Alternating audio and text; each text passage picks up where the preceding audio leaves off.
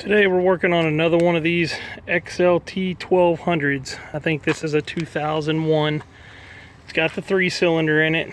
What this customer brought it in for the first time is he went and put a top end in it himself. He ordered the cylinders and the pistons and everything, and he took it apart and put it in himself.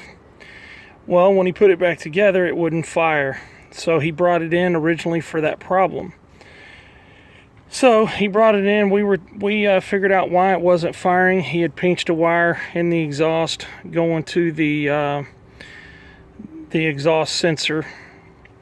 So we resoldered everything, fixed that, and he picked it up. And I told him, I said, you want to make sure that you do fuel pressure checks, and did you rebuild your carburetor and go through the whole fuel system?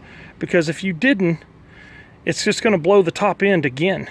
You never put a top end in a jet ski without finding out why the top end failed. Now sometimes it may just be worn rings, but so he said, okay, I'll bring it back to you in a few weeks to redo the carburetors and everything that it's going to need.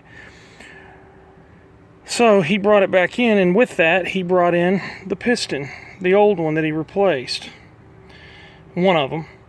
And as you can see, there's a hole right there. Well, that means detonation, which means a lean condition.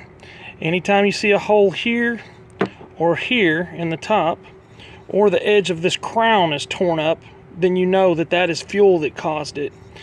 If it's rubbed real hard on the sides like this and the crown's decent and there's no holes, that means it's oil.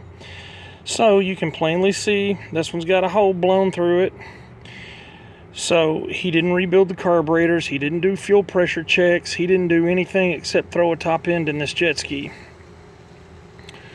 And this would have happened again. So at least this customer listened to me. I quoted him a price. Yes, it's expensive on these 1200s because you got to remove the entire exhaust system and everything, and the carburetors are a nightmare.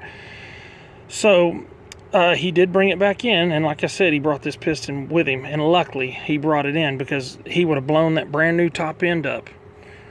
So always go through the ski if you're going to replace the top end. Don't just do the top end and hope for the best, because the same thing that blew that cylinder is going to blow it again. Hope that helps.